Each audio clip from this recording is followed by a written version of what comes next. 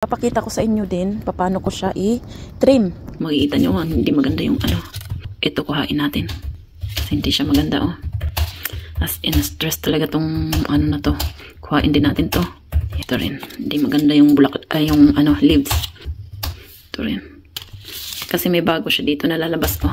Hi guys, in today's video, I'm gonna show you yung kalamansi ng friend ko dito sa Germany. And dahil lagi silang pumupunta sa Philippines at ang nangyari sa kalamansi niya ay hindi na daw ito namumunga at binigay niya sa akin para alagaan. Tapos sabi ko sa kanya, ibabalik ko na lang sa kanya pag umuwi na ito. So ang gagawin ko po ngayon ay ang ginawa ko po muna ay nilagay ko muna siya sa half shadow. So ngayon is dahil morning pa, so may sunshine dito. And mamayang tanghali na sobrang init-init na is mawawala na yung init dito. So hindi pwedeng i-direct natin siya sa sunlight pag super grabe yung sunlight kasi hindi siya nasanay na nasa labas. And para magkaroon siya ng sunlight at para mamunga siya ulit is nilalagay ko siya muna dyan para hindi siya ma-shock. And papakita ko sa inyo din paano ko siya i-trim. Kasi kailangan din natin siyang i-trim at lagyan ng bagong soil. Kasi I think kailangan niya ng bagong soil. Tingnan natin yung pinaka-ilalim niya. So as you can see, yung pinaka-ilalim niya is parang hindi siya, kailangan niya ng bagong ano para pwede siya mag-bear ng fruits.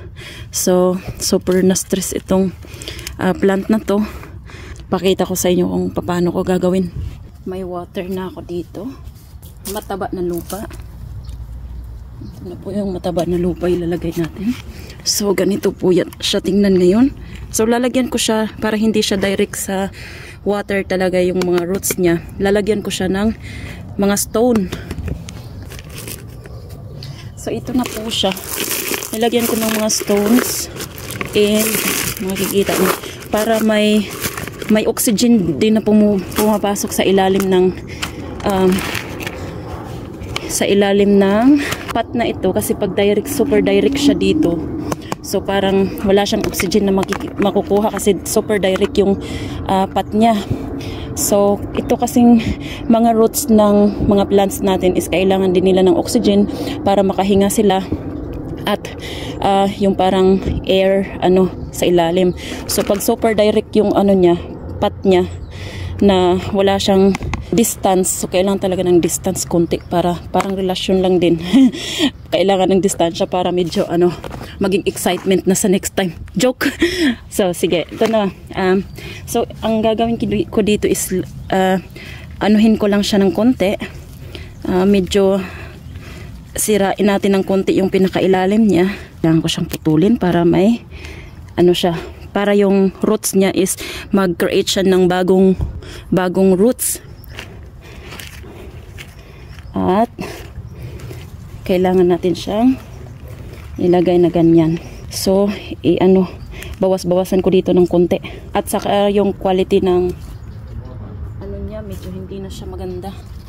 So yung pinakailalim na nasa direct sa roots niya is bagong soil and may nutrients. So yun yung magbibigay sa kanya ng para pwede siyang mag barefoot next time. And so ngayon natapos na natin siyang ilagay sa pot. Next na steps is ligan siya ng mabuti. And kailangan pag diniligan natin siya, kailangan yung water is lalabas. So kung makikita nyo, yung water niya is very kuan siya. Tawag dito, super dry na dry yung kind of soil na nilagay niya last time. So or napabayaan talaga itong plant na ito. So ngayon i-revive natin siya. So kailangan natin siyang lagyan ng maraming tubig para yung super dry na, kasi makikita nyo kahit na diligan ko na siya, yung iba na ang tawag dito yung soil, hindi pa talaga siya nababasa. May ganito talaga na klaseng soil na pag hindi siya naalagaan, magda-dry talaga siya. So, kailangan natin siyang ibalik sa normal yung kanyang soil. So, kung makikita nyo, medyo hindi na absorb yung water sa kanyang. So, it takes time para pwede ulit siyang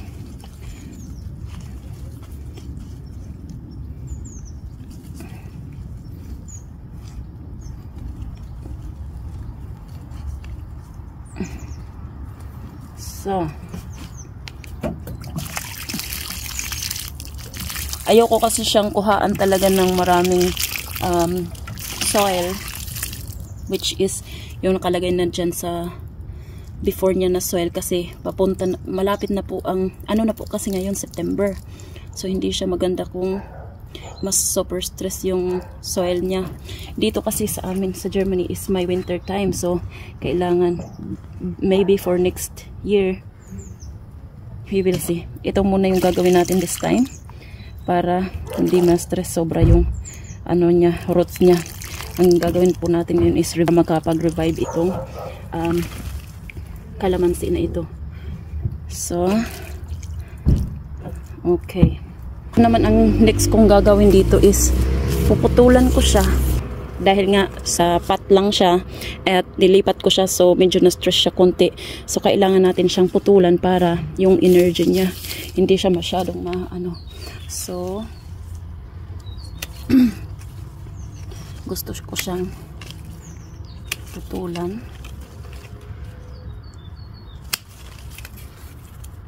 para magkaroon siya ng bagong. Gusto ko siya i-round lang kasi sa pag super dami yung niya, mga leaves, kailangan pa kasi natin siyang i-revive, so kailangan ko siyang kuhaan ng something.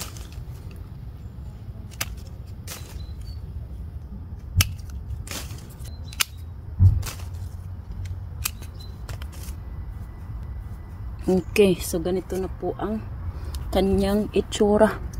Kung makikita nyo po, ang dami kong pinutol, tapos ganito na po siya tingnan.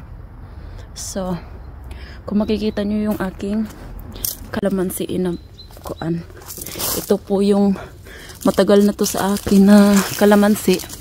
So ngayon still buhay pa siya and maganda pa rin siya tingnan, and namumunga rin siya. Nakuhaan na to ng husband ko na mga bunga.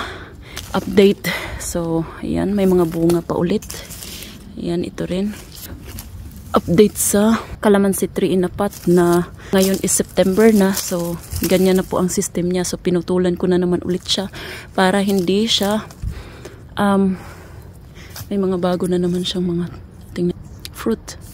So yan po, and kailangan bigyan natin sila ng enough na sunshine, enough na water. Pero kung wala kayo sa Germany, or tulad namin na wala kami sa Germany sa August, kailangan namin siyang i-plant dyan sa yard para at least kahit walang nagdidilig ay patuloy pa rin itong mabubuhayan, kasi yung nature, siya na yung parang nagbabantay pag umuulan, so parang nadidiligan sila.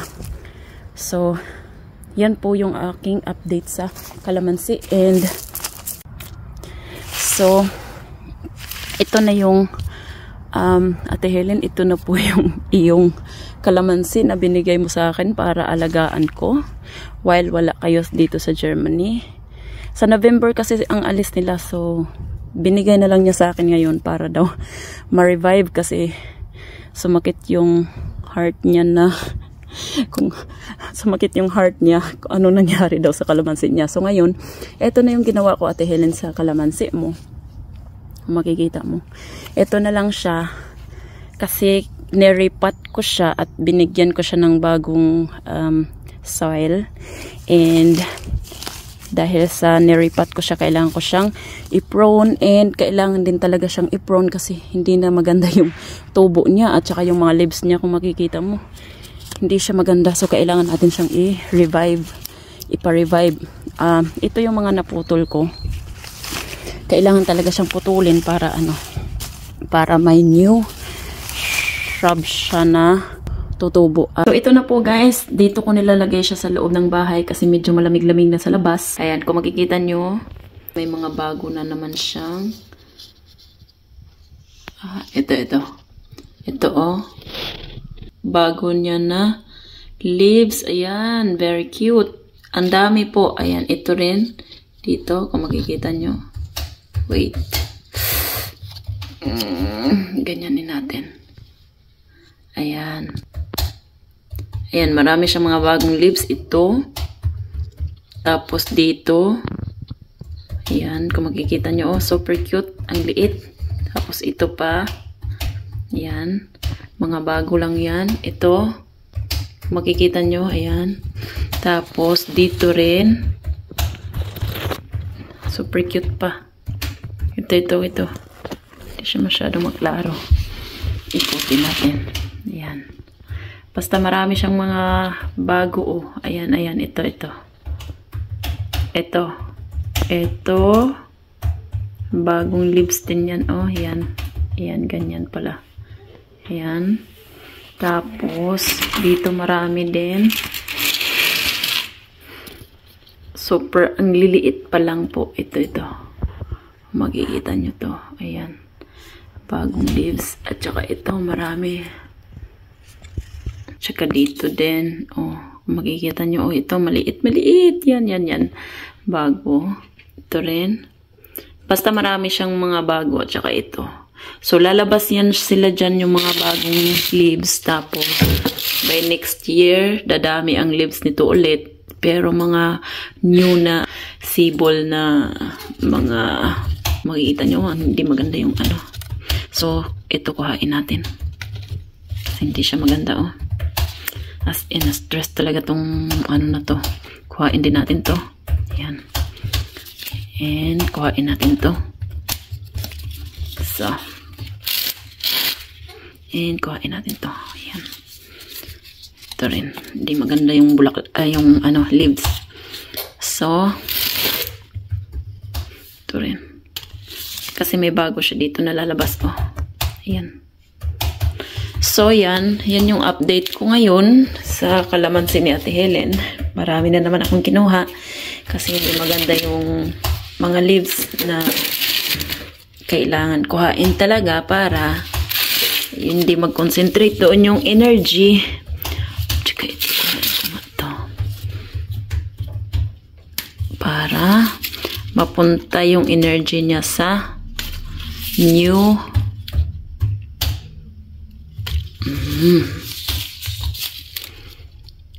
ito, oh, maraming bago, oh. Next year, i-update ko kayo by next year.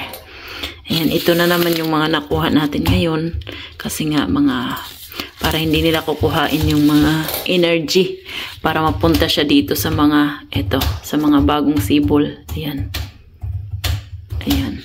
So, yan na po yung update natin today for 2 weeks na naputulan ko ito at sa 2 weeks na nilipat ko siya dyan. I hope you like my video and may natutunan kayo sa aking kalamansi.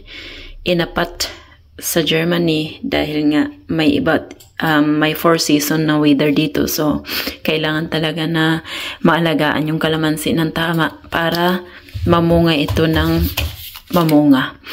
I will mix 1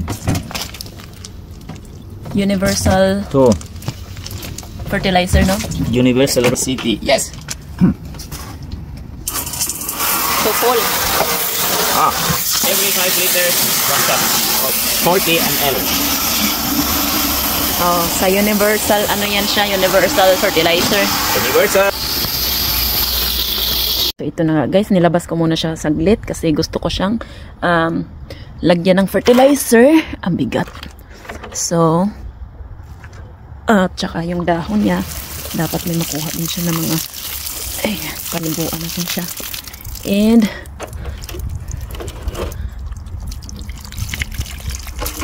makikita nyo, ito po yung kalamansi na binigay ng mama ng husband ko. And this time, gusto ko siyang putulan. Kasi kung makikita nyo naman, wala siyang mga, kawawa naman. Wala siyang mga ibang, steam. So, gusto ko siyang paramihin. Kaya lang ito, kailangan ko siyang putulin. Kawawa naman tong, na to, kalamansi na to. So, kung makikita nyo dito, medyo gusto ko siya na maglalabas siya dito ng ng bagong sibol. So puputulin ko siya dito. And ito, dahil sa hindi maganda yung leaves niya, so kailangan nating ikat. And ito rin. And dito may bagong, so ito na lang, tatlo na lang, apat pa lang, 1, 2, 3, 4 lang na branches, kawawa naman. So ito rin, i-revive ko din siya. So para may lumabas din dito na sibol, gusto ko siyang putulin ito. Yan. So yan na po yung kalamansi ngayon. And next year, tingnan natin. Thank you so much for watching. I hope you enjoy watching my video and may natutunan kayo. Hanggang sa susunod ko pang mga video, and maraming salamat sa inyong panonood, and bye for now. God bless everyone.